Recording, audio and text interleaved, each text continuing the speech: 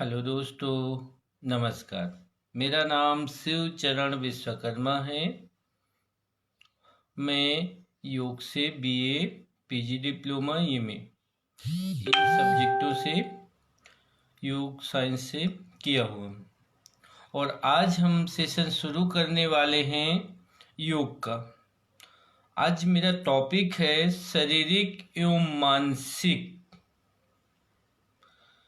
बीमारियों में योग अभ्यास का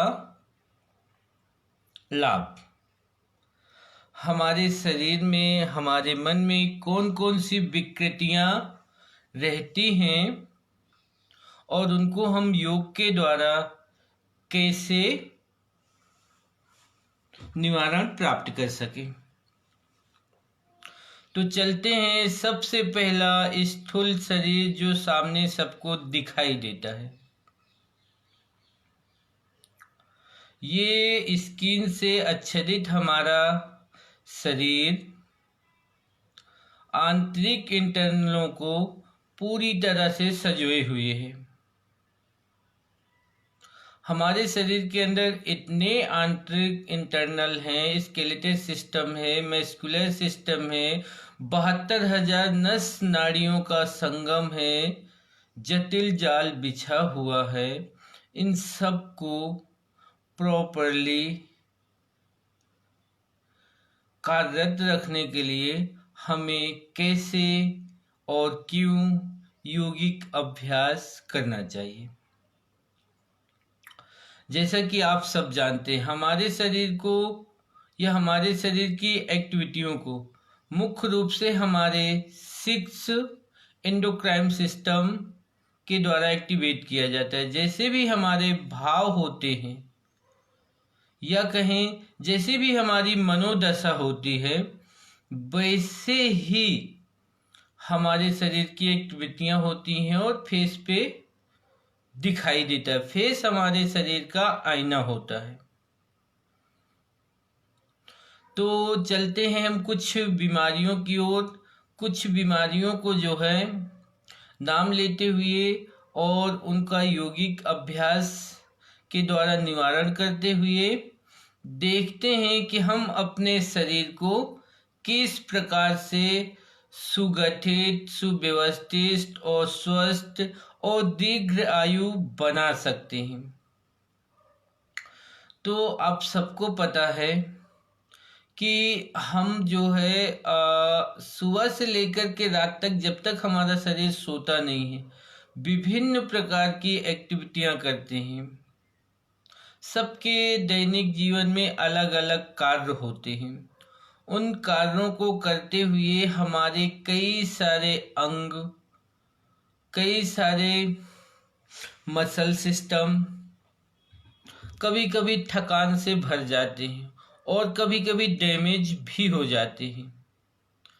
तो उन सबको मसाज देने के लिए और उन सबको प्रॉपरली एक्टिवेट करने के लिए हमारा योगिक अभ्यास पूरी तरह से नेचुरल है, यानी कि अध्यात्म में भी और स्वास्थ्य में भी।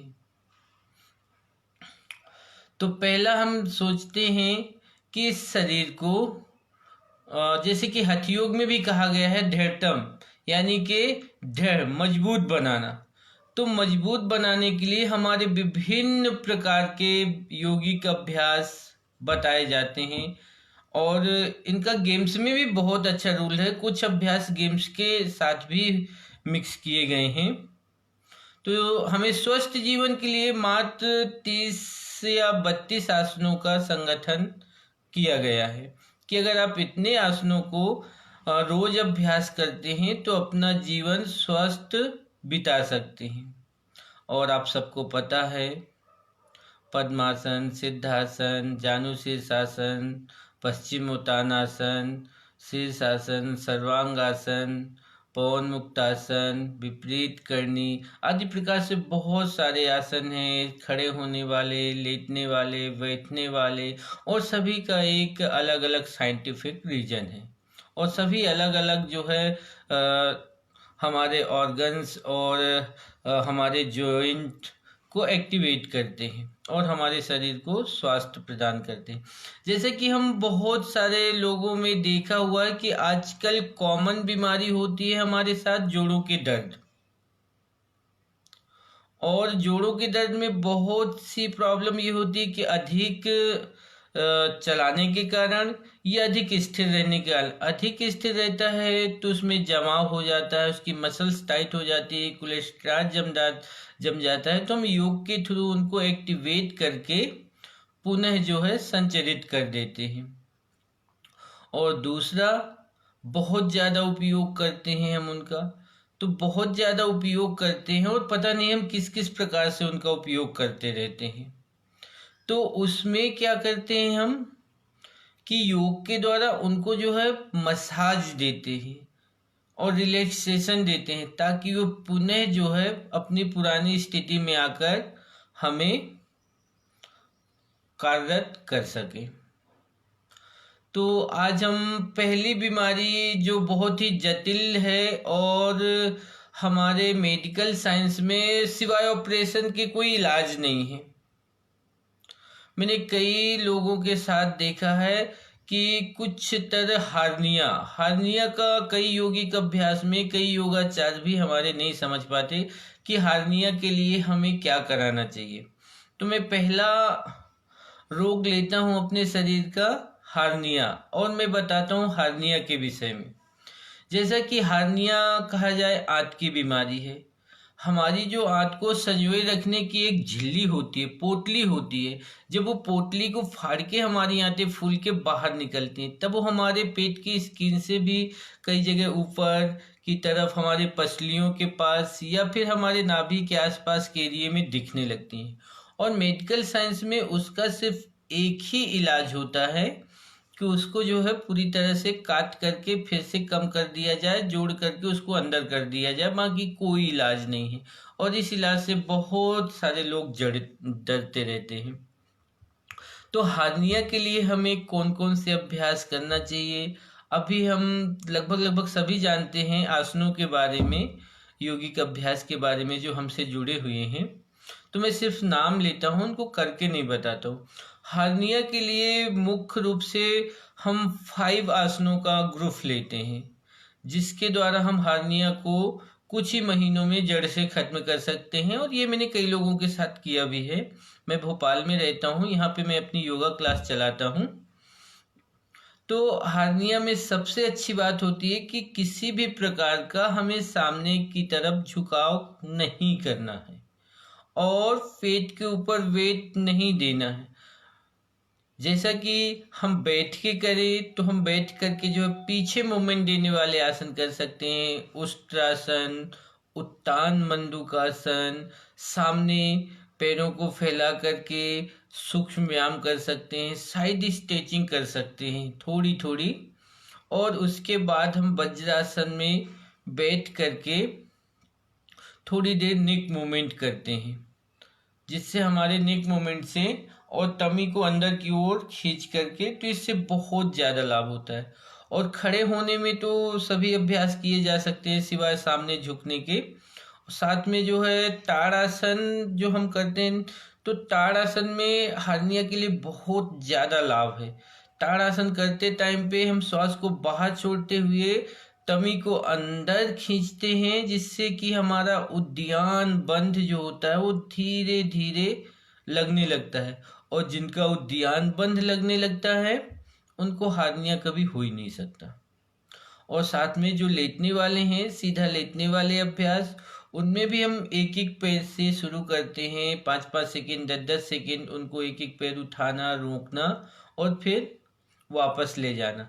इस प्रकार से हम मोड़ करके भी पैरों को, जिसको सेतुबद्ध आसन कहते हैं, सेतुबद्ध आसन में अगर हम जो है पैरों को छोड़ के कमर में हाथों को लगा करके श्वास को पूरी तरह से बाहर करके वहां भी हम पूरी तरह से टमी को अंदर खींचे, तब भी बहुत अच्छा लाभ होता है।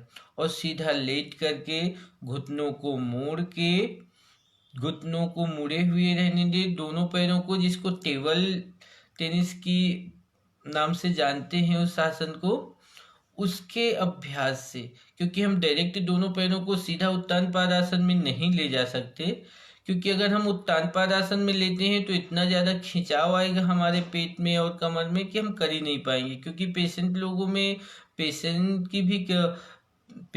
की भी कमी रहती है और साथ में दर्द भी होता है, तो कई सारी चीज़ें नहीं कर पाते। तो ऐसे अभ्यास के थ्रू हम हार्निया को जड़ से ख़त्म कर देते हैं। अब आपको हाई बीपी शुगर के विषय में तो सभी को पता है, और सबसे अच्छी प्रॉब्लम होती है लोगों में आजकल मोटापा को हम जो है अकेले योगिक अभ्यास के थ्रू कम नहीं कर सकते हैं, क्योंकि मोटापा में आजकल जो मैंने अभ्यास के अपने अनुभव के थ्रू प्राप्त किया है, तो मैं सबको सबसे पहला काम कराता हूँ, थोड़े दिन अभ्यास कराने के बाद उनको मैं संघ प्रक्षालन कराता हूँ। संघ प्रक्षालन से इंटरनल पूरे हम क्लीन करते हैं शोधन क्रियाओं के द्वारा। फिर उनकी जो 6 डेज की और 1 मंथ की डाइट प्लान होती है, उस डाइट प्लान के थ्रू योगिक अभ्यास कराते दौरान हम उनके शरीर को पूरी तरह से कोशिश करते हैं कि उनका वेट कम हो जाए और बैलेंस हो जाए। तो इससे बहुत ज़्यादा लाभ हुआ है लोगों में। और मोटापा एक ऐसी बीमारी है जो कई बीमारियों को जन्म देती है। मोटापा के कारण आपके बॉडी में फुर्ती नहीं रहेगी, आलस आएगा, उठने बैठने में प्रॉब्लम होगी, वेट अधिक होने के कारण घुटनों में दर्द होगा, आपको शुगर बीपी की भी प्रॉब्लम हो जाएगी। इस प्रकार से मोटापे को बहुत हल्के में नहीं लेना चाहिए, क्योंकि मोटापा बहुत ही जटिल बीमारी है और इसको ख़त्म करने का सबसे आसान तरीका है कि आप कुछ ही महीनों में शोधन क्रियाओं के माध्यम से और डाइट प्लान के माध्यम से ख़त्म कर सकते हैं। उनका हर टाइम का डाइट सेट किया जाता है, 8 से 9 क्या खाना है, 12 से 1 के बीच में क्या खाना है, 4 से 5 के बीच में क्या लेना है, और रात में 8 से 9 के बीच में क्या खाना है। उनको थोड़ा थोड़ा करके जो है ना 4 टाइम भोजन देने से 3 या 4 टाइम से उनको भूख भी नहीं लगती है और वेट भी कम हो जाता है। वैसे नॉर्मल जीवन में हम क्या करते हैं, जब भी खाना मिला भूख के अकॉर्डिंग खा लेते हैं। खाना हमको हमेशा भूख के 50% ही खाना चाहिए, अर्थात 4 रोटियों की भूख है तो 2 ही रोटी खाएं हम, और 1/3 जल ले ले, जल के लिए जगह बचाएं। खाना खाने के आधे घंटे बाद जैसे हम 1/3 जल लेंगे तो हमारी पाचन क्रिया परिवर्तित नहीं होगी, और 1/4 जगह हमारे पास हमेशा सेफ रहनी चाहिए ब्रीथिंग के लिए, मतलब श्वास प्रश्वास की गति के लिए। चलते हैं हम दूसरी बीमारी को छोड़ करके अगली बीमारी की ओर। अगर आपको किसी को इच्छुक हो कि मोटापा के लिए हमें कौन सा अभ्यास करना चाहिए, तो मोटापा के लिए नॉर्मल अभ्यास ही शुरू में क्या कराए जाते हैं। उसके बाद जैसे जैसे बॉडी एक्टिव होती है तो कोशिश करिए उनको जो है गति मूवमेंट देने की, कि जैसे सूर्य नमस्कार करते हैं उसको भी थोड़ा सा गति में कराएं, या फिर वाइब्रेशन दे दें। ज़्यादातर होल्डिंग टाइम तो बर्दाश्त नहीं होता, ज़्यादातर होल्डिंग टाइम कोई कर नहीं पाता, तो गति मूवमेंट से हमारे मसल्स गर्म होते हैं और उनसे फैट पिघलता है और जलता है। अगले अभ्यास में हम जो है अगला मर्ज लेते हैं।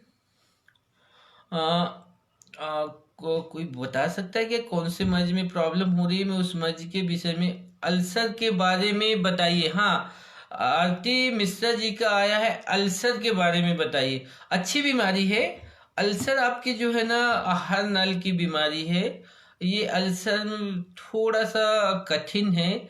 अल्सर में हम जो है कई सारे सत्कर्म जो है नहीं कर सकते, उसके लिए हमें बहुत डाइट प्लान का भी ध्यान रखना होता है।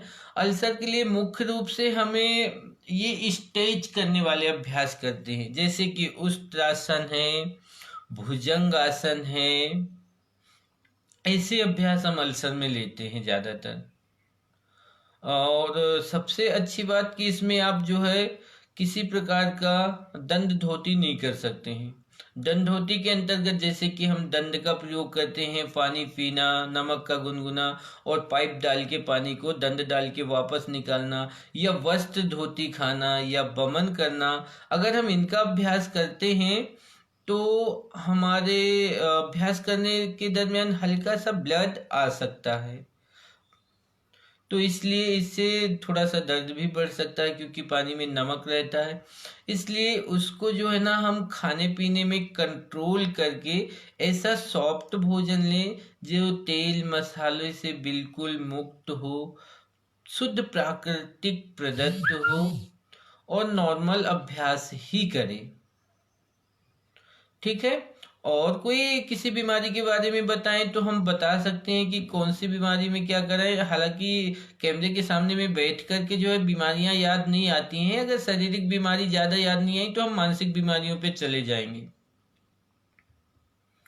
तो अल्सर के विषय में आपने थोड़ा थोड़ा जाना, क्योंकि 45 मिनट के टाइम पे हम बहुत ज़्यादा नहीं बता सकते हैं, किसी भी एक भी मरीज को पूरी तरह से नहीं डिस्क्राइब कर सकते हैं। इसलिए थोड़ा थोड़ा सबको देखते हुए चले जाते हैं। और शारीरिक बीमारियां मुख्य रूप से ना हमने देखा है कि आजकल लोगों में बहुत ज़्यादा शुगर बीपी की प्रॉब्लम होती है। नॉर्मल अभ्यास में हम शुगर बीपी के लिए, ज़्यादातर बीपी के लिए हम सामने झुकने वाले अभ्यास वर्जित करके रखते हैं, जिससे कि हमारा ब्लड का जो सर्कुलेशन है वो हमारे हार्ट और सिर की तरफ डायरेक्टली ना आए। ठीक है। और शुगर के लिए तो शुगर का काम ही है ग्लूकोज को ग्लाइकोज में ना परिवर्तन होना, अर्थात अपचकर यानी कि पाचन क्रिया सही से ना हो पाना। तो उसके लिए हमारे बहुत सारे अभ्यास प्रचलित हैं, जैसे कि सभी कराते हैं। मंडूकासन है, वक्रासन है, मतलब पेट को एक्टिवेट करने के लिए, पाचन क्रिया को एक्टिवेट करने के लिए। धनुरासन भी बहुत अच्छा जो है कार्य करता है। तो ऐसे अभ्यास हम करा सकते हैं, मतलब पाचन क्रिया से रिलेटेड अभ्यास शुगर के लिए। और बीपी के लिए हार्ट से रिलेटेड अभ्यास, मतलब जो है कि हमारे ब्लड सर्कुलेशन जो है वो बिल्कुल स्लो गति से आए जाए। जैसे कि हार्ट पंपिंग वाले सभी कपालभाति, भस्त्रिका या पावर योगा के जो स्टेप होते हैं या गति मूवमेंट जो होते हैं, सारे रोक दिए जाते हैं बीपी के पेशेंट के लिए। और इसका जस्ट अपोजिट बीपी दो प्रकार का होता है, लो बीपी और हाई बीपी। ये हम हाई बीपी की चर्चा कर रहे हैं। लो बीपी के लिए हमें जो है ना गति मूवमेंट करना चाहिए, जिससे कि ब्लड सर्कुलेशन बढ़े। तो हमारा हाई बीपी ही मुख्य रूप से, लो बीपी की शिकायत बहुत कम ही मिलती है लोगों में। हाई बीपी के कारण हमारे मानसिक स्थितियां अधिकतर होती हैं, तो उसके लिए हम बाद में चर्चा करते हैं। पहले शारीरिक अभ्यास को जो है थोड़ा सा और समझ लें। प्रभु मीना जी का आया है, ज्वाइंट प्रॉब्लम में क्या करना चाहिए। अब ज्वाइंट तो बहुत सारे हैं अपने बॉडी में। स्पेशल ज्वाइंट के लिए हमारे सूक्ष्म व्यायाम ही परफेक्ट होते हैं। रक्त संचरण क्रिया बहुत ही ज़्यादा परफेक्ट होती है। और ज्वाइंट के लिए थोड़ा सा खाने पीने में भी आप उनको दीजिए कि ज्वाइंट की प्रॉब्लम आपको कैल्शियम के कारण हो रही है, कैल्शियम की कमी के कारण हो रही है, क्या थायराइड के कैल्शियम की कमी के कारण हो रही है, ज़्यादा एक्टिविटी के कारण हो रही है, किसी चोट के कारण हो रही है। कई प्रकार के ज्वाइंट होते हैं जिनमें हमें जो है देख करके, इसलिए कहते हैं कि देखा देखी कीना योग, सीजी काया बाढ़े रोग। हमें देख के नहीं करना चाहिए। इसलिए योगाचार्यों की जरूरत है कि योग के जो एक्सपर्ट लोग हैं वो बॉडी को देखते हैं, वो फेस रीडिंग पढ़ते हैं, उस हिसाब से हमारे बॉडी का एक्टिविटी कराते हैं। और मुख्य रूप से जनरली जिसमें कोई नुकसान नहीं हो, रक्त संचरण क्रिया सूक्ष्म व्यायाम हम करा सकते हैं बोन्स के लिए, ज्वाइंट के लिए, तो उसमें कोई दिक्कत नहीं है। और अगर आप एक्स्ट्रा में कुछ देना चाहें तो ज्वाइंट हल्का सा चिकनापन कम होने के कारण भी होता है, जैसे कि कोई कोई घी वगैरह कुछ चिकनी चीज़ें नहीं खाते हैं, तो उनको खाने में भी 1 चम्मच घी की सलाह दीजिए। और खाने में जैसा कि आपका सबसे अच्छा फल माना जाता है केला, जिसमें कार्बोहाइड्रेट, कैल्शियम सभी चीज़ें पर्याप्त मात्रा में मिलती हैं। तो कुछ ऐसी चीज़ें खाने पीने में भी हम बता सकते हैं, क्योंकि हम योगाचार्य होने के नाते जो है हमें सभी चीज़ें मिक्स करके चलनी होगी। अगर हम एक ही चीज़ को लेके चलेंगे कि नहीं योग में आसन ही आसन है, तो हम आसनों से अपने आपको पूरी चिकित्सा के रूप में योग को नहीं ले जा सकते हैं आगे। सहायक चिकित्सा है तो सहायक ही बन के रहेगी। इसलिए हमें योग को पूर्ण चिकित्सा बनाना है तो हमें थोड़ा सा योग के खाने पीने में, योग की लाइफ स्टाइल में, योगिक अभ्यास में सभी चीज़ें मिक्स करके चलनी होती हैं। कि योग में कभी कभी हमें ऐसा लगता है कि हमें फिजिकल एक्टिविटी के लिए स्पोर्ट एक्सरसाइजें या जिम एक्सरसाइजें, मैं तो पावर योगा, जिम योगा, सारे योगा एक्टिवेट करता हूँ, कराता हूँ अपने क्लाइंटों को, बट सबको देख देख के कराते हैं। तो जो जैसा दिखता है उसको उसी हिसाब से कराते हैं, और बीमारी को दूर से देख करके हम अंदाजा नहीं लगा सकते। वो तो सामने वाले के पास बैठना पड़ता है, उसकी देखना पड़ता है कि कौन से मोमेंट में इनकी ब्रीथिंग क्या है, इनकी फेस रीडिंग क्या है, इनको कितनी प्रॉब्लम हो रही है इसको करने में, या कितना इजी हो रहा है। उस हिसाब से हम उनको अभ्यास भी बता सकते हैं, दे सकते हैं। ये चीज़ें हमें बहुत ज़्यादा ध्यान में रखती हैं। कई बार मैंने देखा है कि कुछ योगा टीचर्स ऐसे होते हैं कि क्लास लेते वक्त उनका ध्यान ही नहीं रहता कि हमारे क्लाइंट क्या कर रहे हैं, जो कर रहे हैं बता दिया वो कर रहे हैं, उनके फेस रीडिंग, उनकी ब्रीथिंग पे वो ध्यान नहीं देते हैं, और जो कि इस चीज़ का ध्यान देना हमारा फर्ज है। तो और किसी को किसी उसमें प्रॉब्लम जानकारी चाहिए किसी मर्ज में,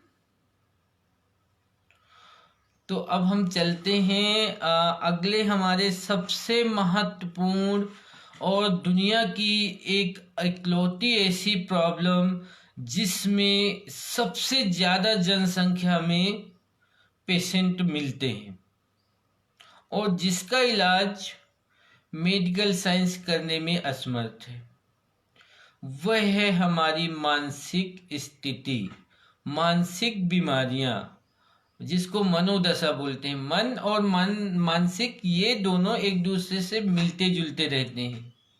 मन के हिसाब से ही हमारा फेस रीडिंग, मानसिक स्थिति, सारी चीजें हमारे साथ आती हैं। तो आपको पता है मानसिक बीमारियां, पहले तो लोग किसी भी प्रकार से कुछ भी होता था तो पागल ही बोल देते थे कि ये पागल है। पर आज की डेट में हमारे साइंटिस्टों ने, हमारे डॉक्टर लोगों ने, हमारे कुछ योगाचार्यों ने, जहाँ इतना भी रिसर्च हुआ है योग में, मेडिकल साइंस में, उसमें उन्होंने निकाला है कि नहीं, हर बीमारी, मानसिक स्थिति की भी विभिन्न बीमारियां हैं, बहुत सारी बीमारियां हैं। कोई उन्माद से है, कोई पागलपन से है, किसी को स्ट्रेस है, ये स्ट्रेस कितने टाइम से है, इसकी स्थिति आगे क्या बनने वाली है, डिप्रेशन में जाने वाला है, इसके अंदर चिड़चिड़ापन है, इसके अंदर द्वेष भाव है, आदि प्रकार की जो हमारी मनोदशा है, यानी कि मन की स्थिति, मानसिक स्थिति। तो इन सब का निवारण हम योग के थ्रू कैसे करें, और सबसे बेस्ट उपचार इनका योग ही है। योग से अच्छा उपचार मानसिक स्थिति का हमने अभी तक तो देखा है। योग के बाद काफ़ी हद तक जो है लोगों का म्यूजिक में ध्यान जाता है। कोई म्यूजिक को भी सुन करके, अपने अपने पसंद के म्यूजिक सुन करके भी अपने आप को शांत रखते हैं, अपने मन को हैप्पी रखते हैं। तो इस प्रकार जो है हम अपने योग के थ्रू क्या कर सकते हैं। देखिए, योग एक ऐसी विधा है, हमारे पृथ्वी काल के पूर्व की विधा है, जो हमारे देवताओं से शुरू हुई, फिर हमारे ऋषि मुनियों से लेकर के हम समाज तक पहुंची। ये बहुत ही अनमोल देन है हमारे पूर्वजों की, जिसको कहा जाता है, शास्त्रों में वर्णित है कि शिव जी ने पार्वती को इसका अभ्यास बताया और शिव जी ने इनका अभ्यास किया। इसलिए योगी और योगेश्वर, योगेश्वर भगवान शिव बने, और योगी जो होते हैं वो भगवत गीता में हमारे भगवान श्री कृष्ण ने योग के विभिन्न आयाम करके, यानी कि योगा टीचिंग की जो दी गई है पदवी, वो भगवान श्री कृष्ण को दी गई है। इसका जो है हमारे जो योग दर्शन बुक है, उसके ऊपर के पेज में ही लिखा हुआ है योगी और योगेश्वर। उसमें बताया गया है कि योगी कौन है, योगेश्वर कौन है। तो ये बहुत ही अनमोल देन है हमारे ईश्वर की और हमारे पूर्वजों की। और ये हम कोई भी योग अभ्यास करें तो अगर हम उसको मन से करते हैं तो हमारा मन पूरी तरह से जुड़ा रहता है उन पे, और हमारा मन अगर योग अभ्यास में जुड़ा है, कोई फालतू की चीज़ें नहीं आ रही हैं, कोई फालतू का विचार नहीं हमारे मन में आ रहा है, तो स्वाभाविक है कि 1 घंटे की क्लास में भी बहुत शांति मिलती है और मन को एक चलने की दिशा मिलती है। क्योंकि जो भी योगा टीचर्स वहाँ पे उपस्थित होता है योग अभ्यास कराने को, वो अपना मन उनके एक्टिविटी पे लगाता है और उनका मन अपने ऊपर अट्रैक्टिव करता है कि मैं क्या बोल रहा हूँ, क्या इनको समझा रहा हूँ इस आसन के विषय में और इस एक्टिविटी के विषय में, उसके लाभ भी बताता है। और आने वाले जीवन में भी कुछ योग का हमारे ऐसा आशीर्वाद है कि योग में सिलेबस ही ऐसे बने हुए हैं कि सभी धार्मिक चीज़ें हैं और जीवन जीने की अच्छी चीज़ें बताई जाती हैं। मैंने जितना भी सिलेबस पढ़ा है योग का, यानी कि 6 सेमेस्टर वहाँ, 6 सेमेस्टर यहाँ, 12 सेमेस्टर योग का सिलेबस पढ़ा, तो मुझे उसमें ऐसी नकारात्मक चीज़ें नहीं मिली जिससे कि हमारी मनोदशा खराब हो। तो वही चीज़ें हमारे मन में है और सामने वाले को हम वही चीज़ें बता रहे हैं कि इस पुराण में ये कहा गया है, इस ग्रंथ में इस चीज़ का वर्णन है, ऐसा होना चाहिए, हमें ऐसा चलना चाहिए, थोड़े थोड़े में नहीं परेशान होना चाहिए, धीरज रखना चाहिए, आदि प्रकार की कई प्रकार की बातें होती हैं। तो मुख्य रूप से जैसा कि आजकल लोगों में बहुत ज़्यादा देखने में आ रहा है स्ट्रेस, हर व्यक्ति किसी न किसी रूप में परेशान है। किसी को पैसे कमाने का स्ट्रेस है, किसी के पास पैसे ही नहीं है, वो कोई खर्चा करना है उसका स्ट्रेस है, किसी के पास बिजनेस बड़ा है उसका स्ट्रेस है, किसी के पास बहुत ज़्यादा पैसा है वो कहाँ उसको इन्वेस्टमेंट करे, ये इसका स्ट्रेस है। मतलब किसी को कार का स्ट्रेस है, वो कार में भी इतना परेशान है, इतना भाग दौड़ में है कि वो खुद के लिए टाइम ही नहीं दे पाता है कि मुझे कब क्या करना चाहिए। वो काम में ही इतना बिजी रहता है कि वो सही से खा नहीं पाता, सही से सो नहीं पाता और लोगों से बात भी नहीं कर पाता। क्योंकि आज हम देख रहे हैं किसी के पास टाइम नहीं है कि वो अपने प्रियजनों से मिले, यानी कि अपने रिलेशन के लोगों के पास आए जाए, ज़्यादा उनसे बैठे, दर दरबार करे, गप्पे लड़ाए अपने यार दोस्तों से, तो ऐसा किसी के पास है नहीं है। तो आजकल स्ट्रेस एक कॉमन बीमारी हो गई है, पर स्ट्रेस होना चाहिए। अगर स्ट्रेस नहीं होगा तो हम कार्य के प्रति एक्टिव नहीं रहते। थोड़ा सा स्ट्रेस होना चाहिए, तभी हम अपने कार्य को अपने टाइम पे करेंगे और आगे बढ़ेंगे। पर अगर वही स्ट्रेस थोड़ा सा और ज़्यादा बढ़ जाता है और बीमारी का रूप ले लेता है तो हमारे लिए नुकसानदायक है। क्योंकि स्ट्रेस से ही हमारे अंदर बहुत सारी बीमारियां जन्म लेती हैं, जैसे कि हमारे अंदर संकल्प ना करने की शक्ति, कन्फ्लिक्ट रहते हैं कि हम क्या करें क्या ना करें, द्वंद्व हमारे अंदर चलते रहते हैं और ज़्यादा लॉन्ग टाइम तक होने पे इंसान डिप्रेशन में भी जा सकता है। तो इसलिए स्ट्रेस होना चाहिए पर अल्पकालिक। तो इसको बैलेंस करने के लिए, इसको सम्मान रखने के लिए हम योगिक अभ्यास करते करते कुछ ऐसे अभ्यास मिक्स करते हैं जो हमारे मन को पूरी तरह से शांत रखे। योगिक अभ्यास करने के दरमियान हम थोड़ा सा म्यूजिक का सहारा ले सकते हैं, बहुत इससे लाभ होता है। और म्यूजिक में भी हम जो है थोड़ा सा मन को शांति करने वाले, जैसे कि भजन हैं और बहुत सारे म्यूजिक के रिंगटोन बनी हुई हैं, तो उनसे उनका उपयोग कर सकते हैं। तो स्ट्रेस के लिए हम पूरा 1 घंटा का हमें एक्सरसाइज और आसन करने की ज़रूरत नहीं पड़ती है। हम पूरी बॉडी को स्वस्थ करते हुए जब आगे बढ़ते हैं तो हमारा स्ट्रेस आता है लास्ट में। जो पहली चीज़ है हम उसको लास्ट में लेके जाते हैं। ये सभी योगियों का रूल है, कोई नहीं। क्योंकि स्ट्रेस के लिए हमें शवासन बहुत ज़रूरी है और शवासन कराने का जो सही तरीका है वो बहुत कम लोगों के पास है और बहुत कम लोग ही सही तरीके से कराते हैं। कि जैसा कि मैं शवासन कराता हूँ, मेरा 10 से 15 मिनट का शवासन होता है और सब सो जाते हैं 10 से 15 मिनट में। क्योंकि उसमें हमें अपने आप को इतना स्थिर करना पड़ता है, इतना शांत करना पड़ता है और इतनी मीठी और सिलो यानी कि मधुर आवाज में बोलना पड़ता है कि सामने वाले के मन को ठंडक कहते हैं मीठी बानी बोलिए मन का शीतल हो, आपई को शीतल करे और वो शीतल हो। ठीक है, मैं थोड़ा सा शब्दों का मिस्टेक कर दिया पर है राइट। तो इस प्रकार की बाणी से और मन को शांत रखते हुए हम शवासन का अभ्यास कराते हैं कि वो 10 से 15 मिनट का हमारा शवासन उनके पूरे 24 घंटे के स्ट्रेस को निचोड़ के बाहर कर दे और मन को शांत, रिलैक्स और प्रफुल्लित फील कराए। ठीक है, ये हमारा पहला अभ्यास होता है। मन को शांति के लिए साथ में बॉडी को भी रिलैक्स मिलता है, ऐसा नहीं कि बॉडी को नहीं मिलता, बॉडी को भी बहुत ज़्यादा रिलैक्स मिलता है। और उसके बाद जो होता है, हम बहुत सारे योग अभ्यासी सीधा प्राणायाम में जाते हैं और मेरा मानना है कि प्राणायाम से पहले और ज़्यादा मन को स्थिर करने के लिए हमें 10 या उससे अधिक या कुछ मिनटों तक ओम चैंटिंग का अभ्यास कराना चाहिए। उससे भी बहुत ज़्यादा मन शांत होता है।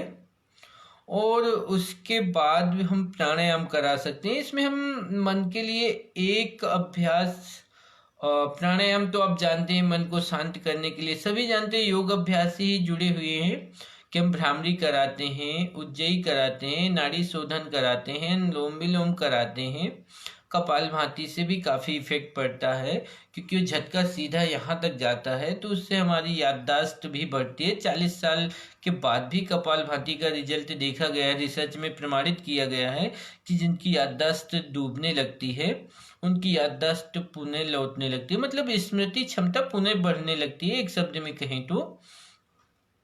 उसके बाद हम इनके और हमें शांति के लिए हमेशा योग अभ्यास शुरू करने से पहले और लास्ट में एक एक मंत्रों का उच्चारण या प्रार्थना का उच्चारण रखते हैं। जैसा कि हमारे विश्व में प्रमाणित किया गया है, प्रार्थनाएं तो बहुत है, मंत्र तो बहुत हैं, पर गायत्री मंत्र और महामृत्युंजय मंत्र के सामने कोई नहीं टिकता।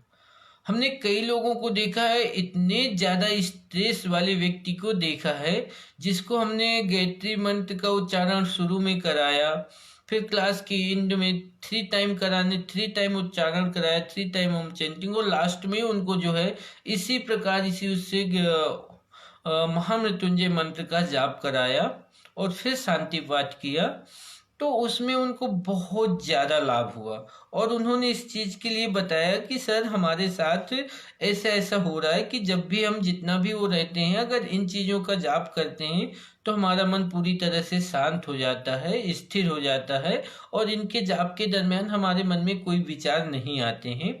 तो ये हमारा, हम जो भी बताते हैं ये हमारा फर्ज है कि जो भी हम रियलाइज करते हैं, जो भी हम रिसर्च करते हैं, जितना भी एक्सपेरिमेंट करते हैं लोगों के ऊपर, उस सबको जो है सबके सामने सम्मिलित करें और सबको जो है बताएं कि ऐसे ऐसे अभ्यास कराइए जिससे कि जो है लोगों को बहुत ज़्यादा लाभ प्राप्त हो।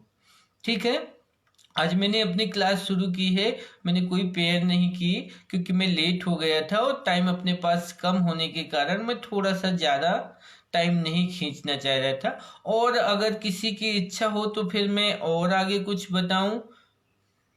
मुख्य रूप से 8 प्राणायामों में से 2 प्राणायाम गुप्त हैं जो हमें नहीं पता, मतलब हम नहीं करा सकते, वो उच्च अभ्यास में आते हैं। 2 प्राणायाम सर्दी के लिए, 2 प्राणायाम गर्मी के लिए, 2 प्राणायाम बारहमासी के लिए। इस प्रकार से हम 3 भागों में बांटते हैं और हमेशा हम जो है यही नियम फॉलो करते हैं। ऐसा नहीं कि भस्त्रिका और कपालभाति ठंडियों में हम जो है बिल्कुल ना कराएं, उसको ठंडियों में बहुत ज़्यादा कराते हैं और गर्मियों में थोड़ा सा कम कर देते हैं। इस प्रकार से हमें बैलेंस करके चलना होता है। जब हम बैलेंस करके जाएंगे आगे तभी सामने वाला बैलेंस होगा और उसका मन बैलेंस होगा, उसकी बॉडी बैलेंस होगी। तो योगा जीवन जीने की एक कला है, मतलब जीवन को बैलेंस करने की, चाहे वो मन हो, चाहे बॉडी हो, चाहे वेट हो, चाहे फेट हो, सभी को बैलेंस करने की एक कला है। पूरा योगिक अभ्यास, मेरे साथ जितने भी जुड़े हुए हैं मुझे लगता है सभी ने जो है योग के क्षेत्र में बहुत उन्नति की है, और ये सभी योग के ही हैं, कोई अलग से बाहर से नहीं है। जिनको कुछ अलग की चीज़ें बताई जाए, कुछ अलग तरीके से बताया जाए, ये सब कॉमन चीज़ें हैं।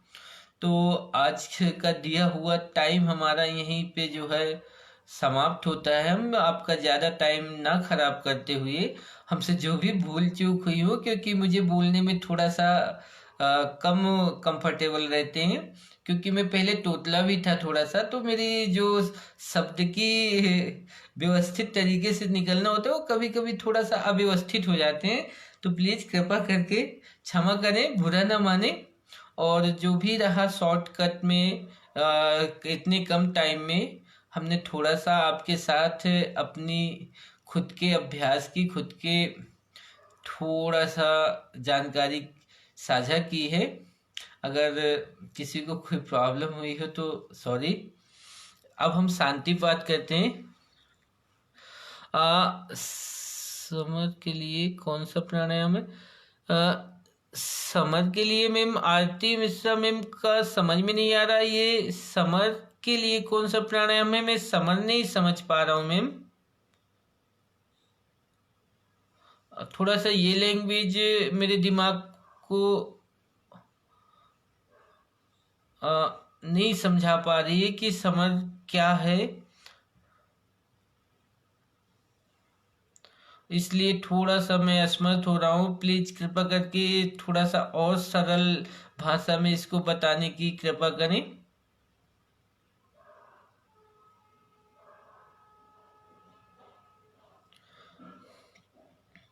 ठीक है, तब तक हमारे टाइम खत्म हो रहा है, तो अब हम जो है 3 टाइम ओम चेंटिंग करेंगे और 3 राउंड महामृत्युंजय मंत्र का जाप करते हुए शांति पाठ करेंगे। तब तक अगर आरती मैम का जो है आ रहा है समर के लिए कौन सा प्राणायाम करें, मुझे नहीं समझ में आ रहा है। अगर वो समझा पा रही तो मैं फिर उसको बता देता हूँ। ठीक है, सभी आ जाएं। स्पाइनल कॉर्ड हमेशा किसी भी प्राणायाम करते वक्त हमारा सीध रहता है, या शांति पाठ या प्रार्थना करते वक्त, और आंखें हमारी बहुत ही कोमलता के साथ बंद रहती हैं। डीप इनहेल,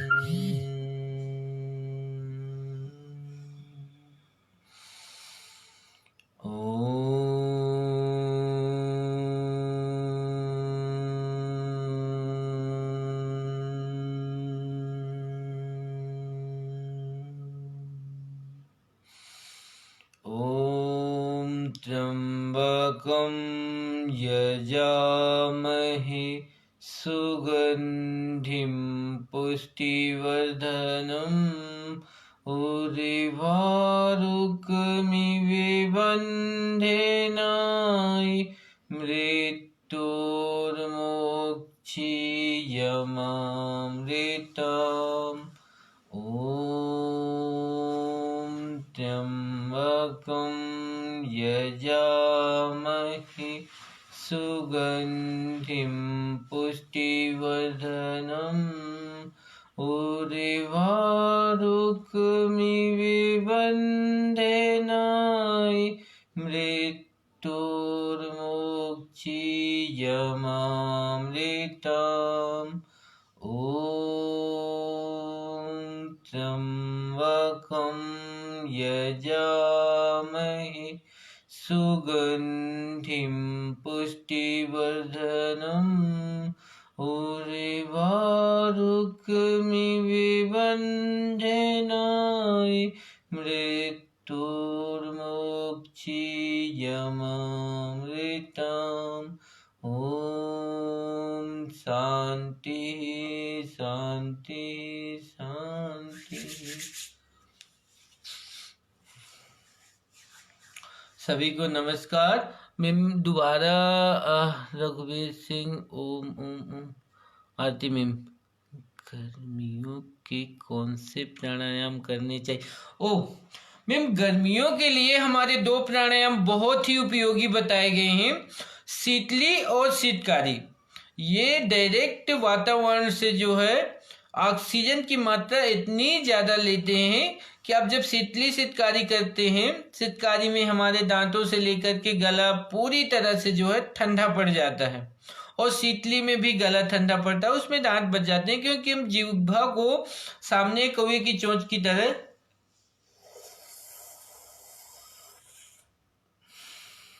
तो क्या है, पाइप की तरह पानी बना करके, पाइप की नालियां बना करके जैसे हम वायु को पान करते हैं, तो उससे डायरेक्ट हमको मिलती है। और इसके अभ्यास से देखा गया है कि हाई बीपी वालों को भी 5 से 10 मिनट में जो है समान हो जाता है, और बहुत ज़्यादा प्यास लगने वालों को भी कंट्रोल हो जाता है। इन प्राणायामों का इतना इफेक्ट देखा गया है, शीतली और शीतकारी प्राणायाम का। और आपको एक चीज हमने मानसिक रोग में नहीं बताई जो बहुत ही महत्वपूर्ण है। कभी कभी मानसिक, उसको मैं बता देता हूँ 1 मिनट में। कभी कभी मानसिक रोग ऐसे होते हैं कि जिनको कंट्रोल करना जो है बहुत भारी पड़ जाता है। किसी को बहुत ज़्यादा गुस्सा आती है, कोई बहुत ज़्यादा स्ट्रेस में आ गया, नहीं कंट्रोल हो रहा, कोई भी जा रहा है उसको चिल्ला रहा है, कुछ भी कर रहा है, जब उसको अपने से मतलब वो खुद के कंट्रोल में न रहे, ऐसा क्रोध आता है या ऐसा चिड़चिड़ापन उसको आता है, ऐसी फीलिंग आती है मैं खुदकुशी कर लूंगा, मैं सुसाइड करूंगा, मैं इसको मार दूंगा। ये ऐसी समस्याएं जब सामने वाले के साथ आती हैं, तो उसमें एक अभ्यास आपको शायद सुनने में आया हो या नहीं आया हो, हम बता देते हैं। विचार मुक्त स्थिति। विचार मुक्त स्थिति एक ऐसी स्थिति होती है कि आपका मन जहां पे है, आपके जो दिमाग में चल रहा है, उनको वहीं पे मिटा देना, डिलीट कर देना, अर्थात विचारों से मुक्त कर देना अपने आप को। तो उस स्थिति में उस सामने वाले व्यक्ति को बैठाना होता है कि आप कुछ मत करिए, आपको सिर्फ ऐसे बैठना है, 1 मिनट 2 मिनट 5 मिनट 10 मिनट सिर्फ आप ऐसे बैठ जाइए। तो उसमें क्या होता है, उसका माइंड रिफ्रेश हो जाता है। जो विचारों से वो परेशान होता है, वो विचार उसके तत्काल उसको छोड़ के चले जाते हैं। ये होती है विचार मुक्त स्थिति। हम ऐसे करते हैं, ये बताने से शायद थोड़ा सा कम समझ में आए तो मैं करके भी बताऊंगा। विचार मुक्त स्थिति होती है कि हमें सीधा बैठ जाना है, किसी भी आसन में सीधा बैठ जाना है, और जो हमें आंखें हल्की सी बंद कर देनी है, और मुंह हल्का सा हमारा खुल जाएगा थोड़ा सा, और जो हमारी जिह्वा है, ये जिह्वा को ऊपर नहीं टच होने देना है। तालू में कहीं से, यहाँ से लेकर के पूरे यहाँ तक ऊपर तालू में नहीं टच होने देना है, इसको नीचे ही दबा के रखना है। बस कुछ नहीं करना है, सिर्फ जीभ को ऊपर तालू से नहीं टच होने देना है। ऐसे अगर हम उसको 2 से 5 मिनट बैठाएंगे, उसका पूरा माइंड रिफ्रेश हो जाएगा, मतलब वो पूरी तरह से उस चीज से हट जाएगा। क्योंकि इस अवस्था में बैठने से ये विचार मुक्त स्थिति कहलाती है। इस विचार मुक्त स्थिति में उसके मन में कोई भी विचार आ नहीं सकता। अगर वो मन से भी कहे कि मेरे अंदर विचार आए, तो विचार बिल्कुल भी नहीं आ सकते किसी भी सूरत में। अगर वो सही तरीके से इस स्थिति को कर रहा है, हमारी जिह्वा ऊपर तालू से टच नहीं हो रही है, आप प्रैक्टिकल करके देख लीजिए। 1 मिनट 2 मिनट जितनी देर बैठेंगे, आपके अंदर कोई विचार नहीं आएंगे, जो भी चल रहा होगा वो वहीं के वहीं रुक करके खत्म हो जाएगा। तो ये विचार मुक्त स्थिति कभी कभी बहुत ज्यादा काम आती है और बहुत बहुत दुर्घटनाओं से बचा भी देती है। तो विचार मुक्त स्थिति में बैठने के लिए आप सभी प्रैक्टिकल कर सकते हैं। शायद इन चीजों को नहीं पता हो, क्योंकि ये सार्वजनिक नहीं है कि किसी सबके जानकारी में हो। तो बैठने की सिचुएशन देख लीजिए, वज्रासन, पद्मासन। वज्रासन में ज्यादा बेहतरीन हमारी स्पाइनल कॉर्ड होती है, तो इसलिए सीधा बैठ करके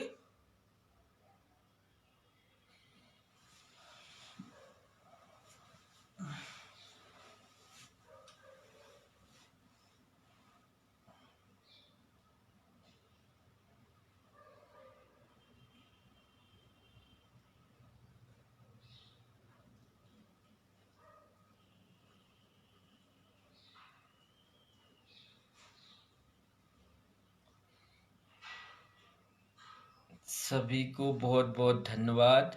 आपने जो हमारे अंदर थोड़ा बहुत था और जो इतने से टाइम में हमने आपके साथ शेयर कर सके, उसके लिए, जुड़े रहने के लिए बहुत बहुत धन्यवाद। और राजमाता अहिल्या योग केंद्र इंदौर के लिए भी मैं बहुत बहुत धन्यवाद देता हूँ। उन्होंने मुझे ये अवसर प्रदान किया कि मैं आप सबके साथ जो है, नॉलेज तो नहीं है, हम तो थोड़ा सा क्या है, अल्पज्ञ हैं, मतलब थोड़े से योग के विषय में जान रहे हैं, तो वही जितना भी हो आपस में साझा करने से, कहते हैं सरस्वती भंडार की है ये अपरम बात, ज्यों खर्चे त्यों त्यों बढ़े, बिन खर्चे घर जाए। तो जो ज्ञान है जितना भी बांटते हैं, शेयर करते हैं, वो उतना ही बढ़ता है, और अगर हम उसको संचित करके रख लेते हो, धीरे धीरे भूल के खत्म हो जाता है। तो इसके लिए बहुत बहुत धन्यवाद आप सबका। और राजमाता अहिल्या,